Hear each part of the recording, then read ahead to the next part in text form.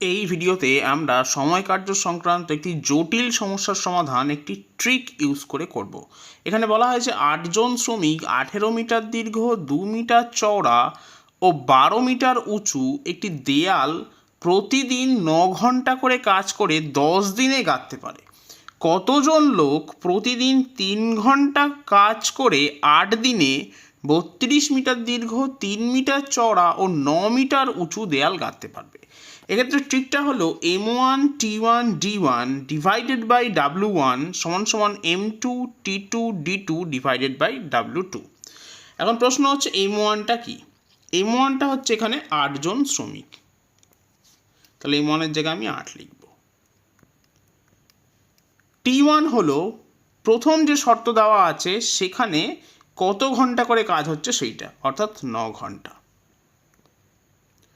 D1 হলো প্রথম কন্ডিশনের দিন সংখ্যা, অর্থাৎ 10 দিন, বাই W1। W1 হচ্ছে টোটাল কাজের পরিমাণ। এক্ষেত্রে কাজের পরিমাণ হবে 18 গুণ 2 গুণ 12, তাই লিখছি 18 ইন্টু 2 ইন্টু 12। এবার আমরা আসছি সেকেন্ড কন্ডিশনগুলোতে। আমাকে M2টা বার করতে বলেছে, তাহলে M2 মতোই থাকবে ইন্টু T2 দ্বিতীয় কন্ডিশনে প্রতিদিন কাজের পরিমাণ যা কিনা 3 ঘন্টা, তাহলে এখানে লিখছি 3। D2 হচ্ছে দ্বিতীয় ক্ষেত্রে দিন সংখ্যা, তার মানে 8 দিন।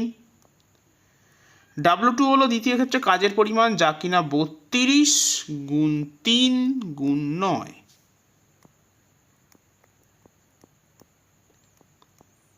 এবার আমরা এটা সিম্পলিফাই করব, যা আসবে তাই হবে আমার উত্তর। প্রথমেই আমি 3 3 কেটে দিচ্ছি,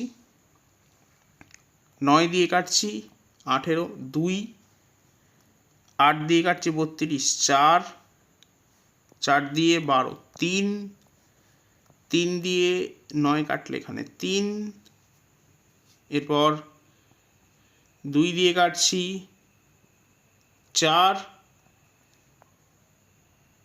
আবার 2 দিয়ে কাটছি 2, তাহলে আমার উত্তর আসছে 2 ইন্টু 3 ইন্টু 10, তাহলে M2-র মান হবে 60।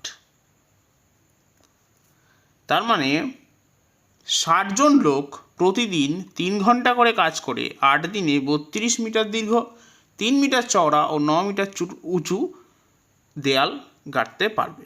তাহলে সঠিক উত্তর হবে এই অপশনগুলোর একটাও নয়, অর্থাৎ সঠিক উত্তর হবে 60।